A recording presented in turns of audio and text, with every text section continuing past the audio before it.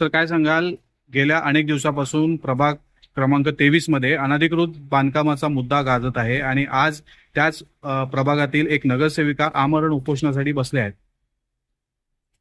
बघा, प्रभाग क्रमांक 23 मध्ये मोठ्या प्रमाणामध्ये झोपडपट्ट्या आहेत. बोला नगर आहे, गांधीनगर आहे, डॉक्टर बाबासाहेब आंबेडकर नगर आहे, मुद्दा खाडी आहे, जय बामनदेव नगर आहे, बहादूर नगर आहे, वडागर आहे, रेवागर आहे, सदानंद नगर आहे, शिवनेरी आहे.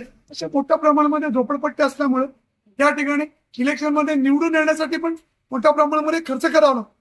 माझी माहिती अशी आहे की भाजपच्या एका मोठ्या नेत्याने 75 लाख रुपये त्या वॉर्डामध्ये खर्च केलेला आहे. काय यानं का खर्च करावं लागतं? कारण त्या नगरसेवकांचं असं म्हणणं असते, माझाच मुलगा बांधकाम करेल, माझाच मुलगा 1+1 करेल, माझाच मुलगा पत्रकारांना मॅनेज करेल, माझाच मुलगा नगरपालिकेच्या अधिकाऱ्यांना मॅनेज करेल, माझ्याच मुलालाच काम दे. बघा, त्या प्रभागामधून फक्त 287 मताने हारलेली एक उमेदवार आहे. त्या आपण आगरी समाजाच्या आहेत, त्या राई गावामध्ये राहतात. त्यांची तक्रार होती आणि शासनाचा नियम काय बोलतोय, 2005 एक शासनाचा GR आहे.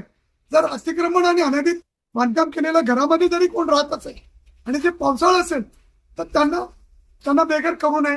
आणि हा प्रकरण न्यायप्रविष्ट आहे. ज्या मंजुळाबाई पाटील म्हणून ज्या नावाच्या त्या बाई मुर्दाला राहतात, त्यांचं जे काय बेकारीचे बांधकाम आहे किंवा त्यांचं काय अनधिकृत काय वाटत असेल, त्या बरोबर 60 लोकांचं नाव आहे आणि ते 60 वर्ष जुनं घर आहे आणि एक विधवा बाई आहे, त्यांना 2 मुली आहेत, त्यांना मुलं नाहीये. असं असताना एखाद्या विधवाबाईच्या मागे लागणे किंवा त्यांचं घर तोडा, त्यांची घर ऑलरेडी बांधून झालंय. त्या डॉक्टर राठींचं जो घर आहे तो त्या प्रभागाचा नगरसेवक का मध्ये आल्या, का त्यांचा नवरा तिकडे मध्ये आले, का त्यांचा मुलगा आला?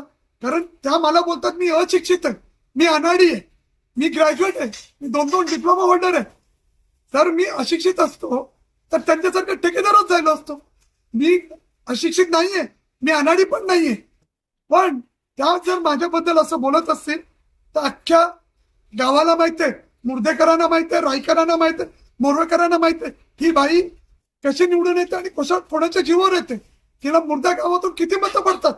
सगळी मतदान करणारे लोक परप्रांतीय आहेत. बहुजन समाज पार्टी ही परप्रांतीची पार्टी होती. कोण निवडून आलं मग बहुजन समाज पार्टीतून? याचा विचार करावा. का त्यांना बाकीच्या पक्षांनी तिकीट नाही दिली? का त्या बाकी दुसऱ्या पक्षामध्ये गेले की हारत्या? कारण काम करायची एक लिमिट असते. काम करण्यासाठी अभ्यास करावा लागतो, काम करण्यासाठी शिकावं लागतं, मेहनत करावं लागतं. कोणी आई वडील आपल्या मुलांना चांगलं शिक्षण देतात आणि चांगल्या ठिकाणी नोकरीला पाठवतात. हे काय झोपडपट्टीचे 1+1 बांधा. आणि पावसाळ्यामध्ये जर तुम्ही बांधत असाल, शासन GR काय, पावसाळ्यामध्ये जर कोण अतिक्रमण करत असेल आणि बांधकाम करत असेल ते तोडा. आणि हे लोक बरोबर 25 तारखेला काम चालू केलं, कारण 26 तारखेला मोहरम होती, 27 सुट्टी, 28 सुट्टी, 4 दिवस सुट्टी बघून तुम्ही काम करता का?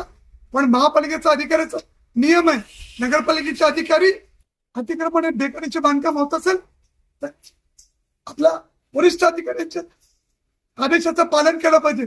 वरिष्ठ अधिकारी, अतिरिक्त आयुक्त आणि आयुक्त आणि यांच्याच पक्षाच्या महापौर त्यांनी 0 टॉलरन्स पॉलिसी केली आहे, त्याचं पालन केलं.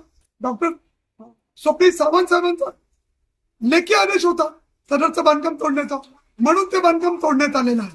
आणि ते बांधकाम एवढंच नव्हे, 50 मीटरच्या आतमध्ये आहे. त्याच नगरसेवकांनी कारशेड का बांधला? तिथे काय मॅनग्रोव्ह नाहीये, अगदी 10 फुटावर मॅनग्रोव्ह आहे. म्हणजे तहसीलदारचा मला दिसत नाही, काही महानगरपालिकेच्या अधिकाऱ्यांना दिसत नाही. दिन दाडे काम चालू आहे, पावसाळ्यामध्ये बांधता तुम्ही. मग याच्यावर महानगरपालिकेने आणि अपर तहसीलदारनी कारवाई करावी. मला ऍश्युरन्स दिले तहसीलदार साहेबांनी, SIDचं काम संपल्याबरोबर आम्ही ते कारशेड देखील काढून टाकू आणि MRTP अंतर्गत गुन्हा देखील दाखल करू असे मला आश्वासन दिलेलं आहे. SIDचा कार्यक्रम संपल्यानंतर मी त्यांच्याकडे जाणार आहे. आज त्यांनी ज्या मुद्द्यासाठी उपोषण केलं आहे त्यांचं असं म्हणणं आहे की शिवसैनिक ज्यावेळी तक्रार करतात त्यावेळी पालिका अधिकारी येऊन कारवाई करतात, मात्र आम्ही जेव्हा सत्ताधारी पक्षाचे नगरसेवक तक्रार करतात त्यावेळी महानगरपालिकेचे अधिकारी कारवाई करत नाही. आणि त्यांनी अजून एक मुद्दा उपस्थित केला की त्यांनी जी बांधकाम परवानगी दिलेली आहे त्या बांधकाम परवानगीच्या अटी शर्ती काहीतरी भंग झालेल्या आहेत, त्यामुळे त्याच्यावर कारवाई देखील होत नाही आणि त्यासाठी ते आमरण उपोषणासाठी बसलेले आहेत. एकदम खोटं बोललेत ते. त्यांनी एक तारखेला अर्ज केले महानगरपालिकेमध्ये, काय म्हणून केले? घर जीर्ण झाले, मोडकळीस आले म्हणून. पण परवानगी आहे का त्यांच्याकडे? नीराबेंदर महानगरपालिकेचा नगररचना विभाग परवानगी देते. चला, नगररचना नको, वॉर्ड अधिकारी ते तरी त्यांच्याकडे परवानगी आहे का? त्याच्यावर सातबारावर कोणाचं नाव आहे? शासकीय जमीन. नीराबेंदर महानगरपालिकेचं घरपट्टी कोणाच्या नावाने आहे? राठी हॉस्पिटॅलिटीच्या नावाने आहे. मग यांना तिघांना जर महापालिका सोडत होतं तर मध्ये याची गरज काय? अडथळा का निर्माण केला? अधिकाऱ्यांना शिवीगाळ का केली? दमबाजी का केली? उद्धट भाषेमध्ये बोलले का? म्हणून त्या शिवसैनिक जरी असतील तक्रार करणारी बाई, पण त्या एक सुशिक्षित बाई आहेत, शिकलेले आहेत, त्यांच्या मागे सरकार आहे, महायुतीचं सरकार आहे ना. मग महायुतीमध्ये भाजप पण आहे. मग भाजपच्या आमदारांनी का नाही फोन केला? का नाही फोन केला? ते जर बोलतात की अधिकृत आहे, मग अधिकृत असतं तर महानगरपालिकेच्या अधिकाऱ्यांनी जेसीबी लावून का तोडला?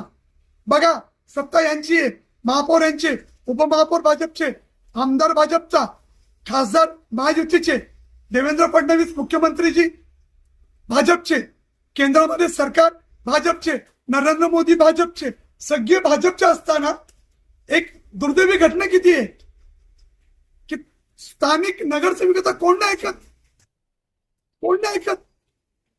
कारण चारही नगरसेवकांनी एकत्र मिळून काम केलं तर चांगलं काम होते.